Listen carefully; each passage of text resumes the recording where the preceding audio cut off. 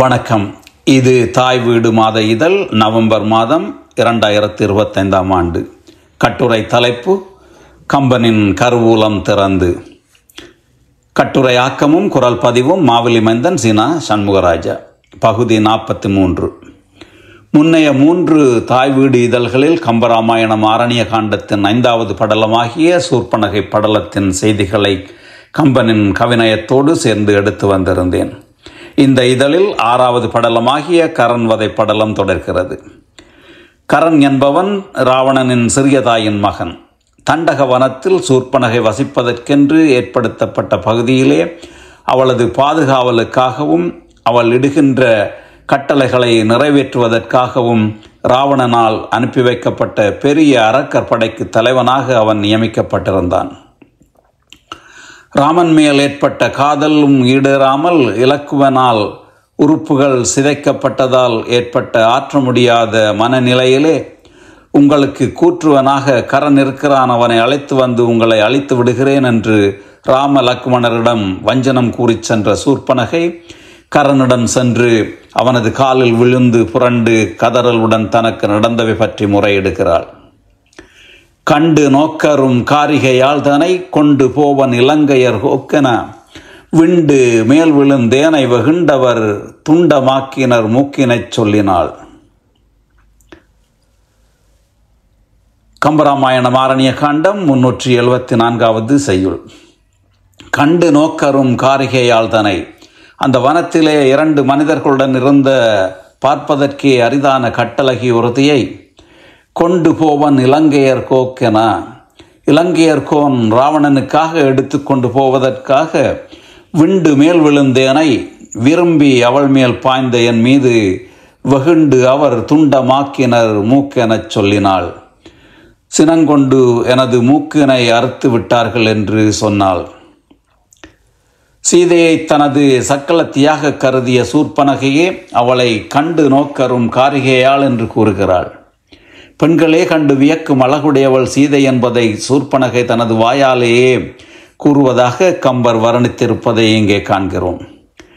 இராவணனுக்காக அந்த கட்டழகியை கவர்ந்து போவதற்காக அவள் மீது பாய்ந்த என்னை இவ்வாறு உறுப்புகளை சிதைத்து அனுப்பிவிட்டார்கள் என கரனிடம் சூர்பனகை முறையிட்ட போது கரன் பெருஞ்சினம் கொண்டு ராம லக்மணர்களுடன் போரிட்டு அவர்களை அழித்துவிட எழுகிறான்.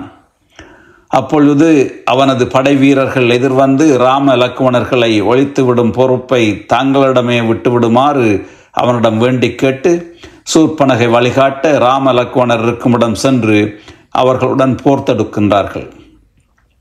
இலக்குமணன் சினம் கொண்டு அவர்களுடன் போரிட எழுந்த போது, நீ இங்கே சீதைக்கு காவலாக இருந்து அவளை பார்த்து கொள் என்று சொல்லிவிட்டு ராமன் தனியே சென்று அவர்களுடன் போர் புரிகிறான். மரங்கள் போல் நெடு வாளொடு தோல் விழ உரங்களால் அடந்தார்க்கு உறவோன் விடும் சரங்கள் ஓடின தைக்க அவர்கள் தம் சிரங்கள் ஓடின தீயவள் ஓடினாள். கம்பராமாயணம் ஆரணிய காண்டம் 387வது செய்யுள். மரங்கள் போல் நெடு வாளொடு தோல் விழ.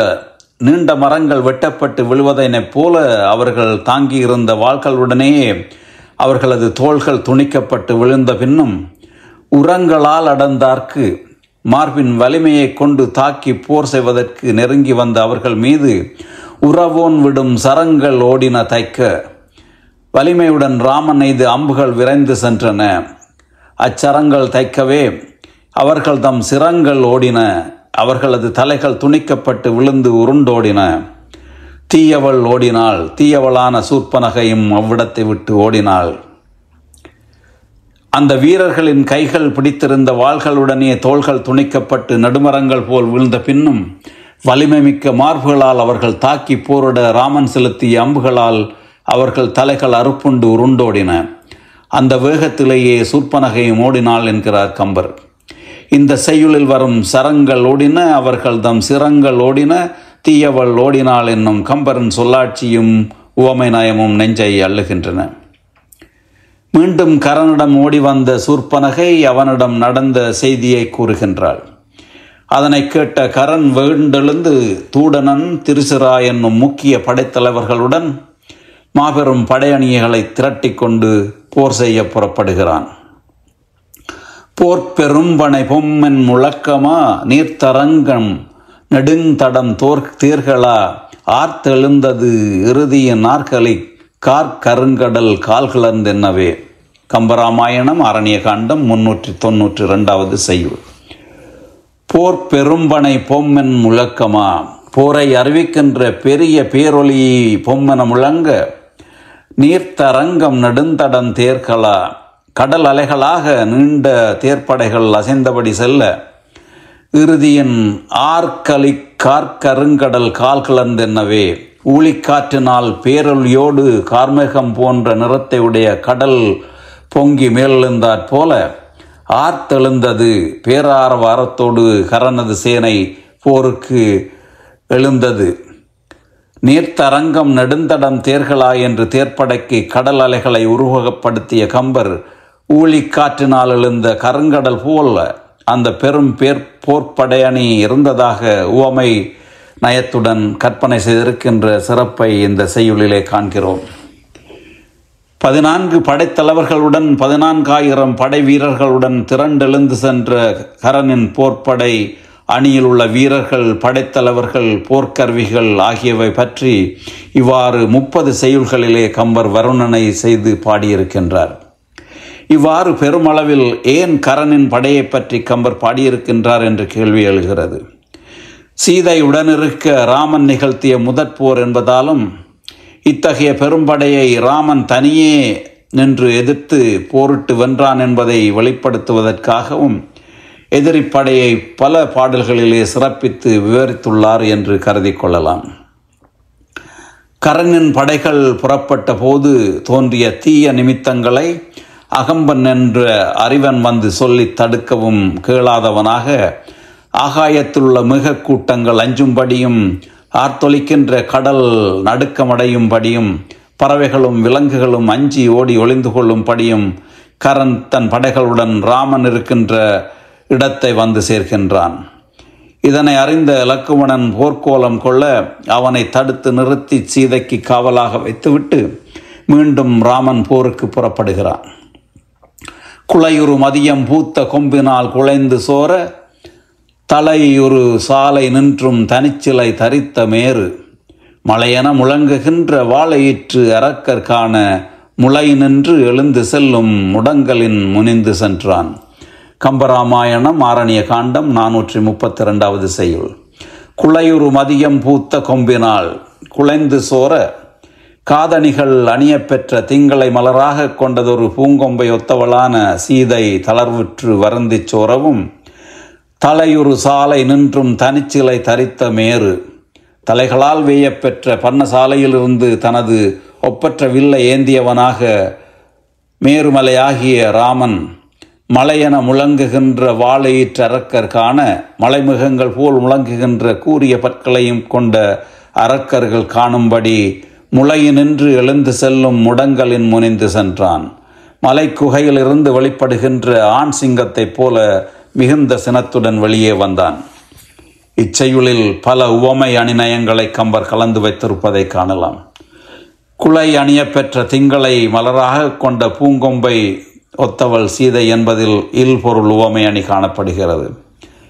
தனிச்சிலை தரித்த மேரு என்று மேருமலையை ராமனுக்கு உவமையாகு பெயராக வைத்துள்ளார் கம்பர். அரக்கர் படை மலைமேகம் போல் முழங்குவதாகவும், மலைக்குகையிலிருந்து வெளிப்படுகின்ற ஆண் சிங்கத்தைப் போல ராமன் வெளிப்படுவதாகவும் இச்செய்யுளில் 4 அடிகளிலும் உவமை அணிநயம் நிறைந்துள்ள சிறப்பை காணலாம். சூர்பனகை வெளியே வந்த ராமன் இவன்தான் அவன் என்று சுட்டிக்காட்ட, இவனை நானே கொன்றொழிப்பேன் என்று வெஞ்சினம் கூறிய கரனை தடுத்து நிறுத்தி வைத்துவிட்டு அரக்கர் சேனை ராமனை சூழ்கிறது. அந்த படையை எதிர்த்து ராமன் தனது வில்லிலே கணை தொடுத்து போரிடுகிறான். இப்படலத்தின் எஞ்சியுள்ள 100க்கும் மேற்பட்ட பாடல்களில் அரக்கர் படையுடன் ராமன் போர் புரிவதை கம்பர் சிறப்பாக வர்ணித்து பாடியுள்ளார். அவற்றுள் தேர்ந்தெடுத்த செய்யுள்கள் சிலவற்றையே இங்கு தருகின்றேன். அலை மிதந்தன குருதியின் பெருங்கடல் அரக்கர், தலை மிதந்தன நடும் தடி மிதந்தன தடக்கை, மலை மிதந்தன வாம்பரி மிதந்தன வயப்போர், சிலை மிதந்தன கொடியோடு மிதந்தன தேர்கள், கம்பராமாயணம் ஆரணிய காண்டம் 451 செய்யுள். அலை மிதந்தன குருதியின் பெருங்கடல். ராமனது கணைகள் தைத்ததனால் ஏற்பட்ட அலை மிகுந்த பெருங்கடல் போன்ற குருதி வெள்ளத்தில் அரக்கர் தலை மிதந்தன. அரக்கர்களுடைய தலைகள் மிதந்து கொண்டிருந்தன. நெடுந்தடி மிதந்தன. நீண்ட தசைத்துண்டங்கள் மிதந்து கொண்டிருந்தன. தடக்கை மலை மிதந்தன. பெரிய துதிக்கைகள் யானைகள் மிதந்து கொண்டிருந்தன. வாம்பரை மிதந்தன. தாவிச் செல்லக்கூடிய குதிரைகள் செத்து மிதந்து கொண்டிருந்தன. வயப்போர் சிலை மிதந்தன. வலிந்து வந்து போர் செய்தவர்களுடைய விற்கருவிகள் வீழ்ந்து மிதந்து கொண்டிருந்தன.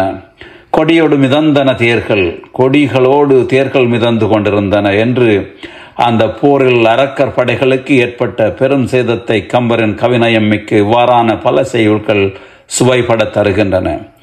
இச்செய்யுளில் மிதந்தன என்ற சொல் பலமுறை வந்து சுவை தர அமைப்பது சொற்பின்வரு நிலையணி எனப்படும். ராமபாணம் எதிர்த்து வந்த படையை துவம்சம் செய்ததை கூறும் பாடல்களில் சந்தக்கலி விருத்தத்தில் அமைந்த சில பாடல்களில் ஒன்றை இங்கே தருகிறேன்.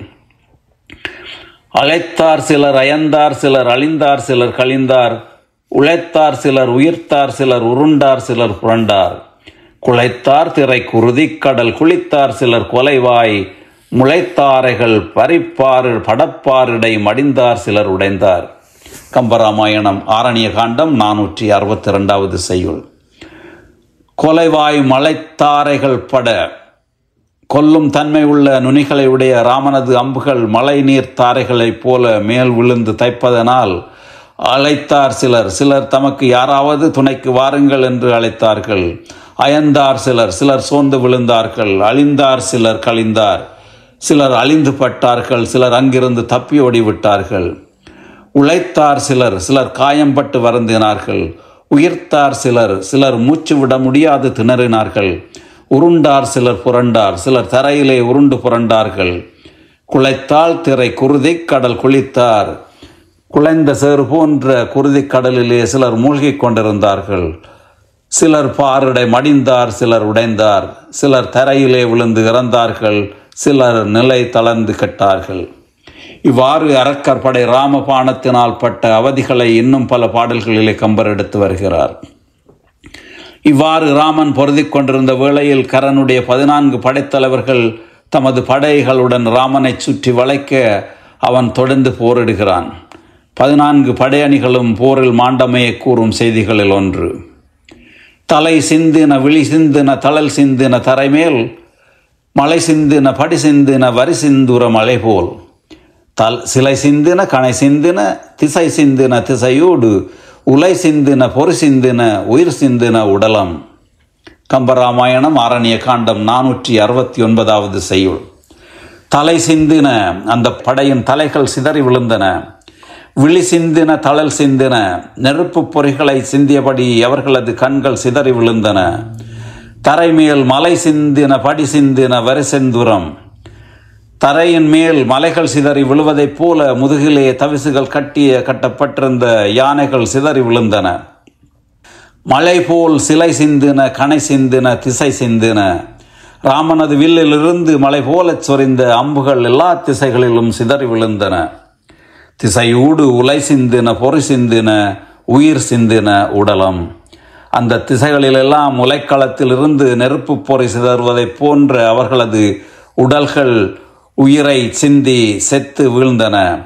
ராமனது அம்பினால் படை வீரர்கள் கொன்று சிதைக்கப்பட்டதை இவ்வாறான சிறந்த சொற்கட்டு கொண்ட பல சந்த கலி விருத்தங்களால் கம்பர் பாடியிருக்கின்ற சிறப்பை காணலாம். படைப்பெறும் தலைவரும் படைத்த தேர்களும் உடைத்தடம் படைகளும் ஒளிய ஊற்று எதிர் விடைத்தடர்ந்து எதிர்ந்தவர் வீரன் வாளியால் முடைத்தவங் குருதியின் கடலில் மூழ்கினர். கம்பராமாயணம் ஆரணிய காண்டம் 470 செய்யுள். படைப்பெறும் தலைவரும் பெரிய படைத்தலைவர்கள் 14 பேரும் படைத்த தேர்களும் அவர்களுடைய தேர்களும் உடைத்தடம் படைகளும் ஒழிய அவர்களுடைய போர்க்கருவிகளும் என்று இவை தவிர எதிர்த்து உற்று விடைத்து அடர்ந்து எதிர்ந்தவர்கள்.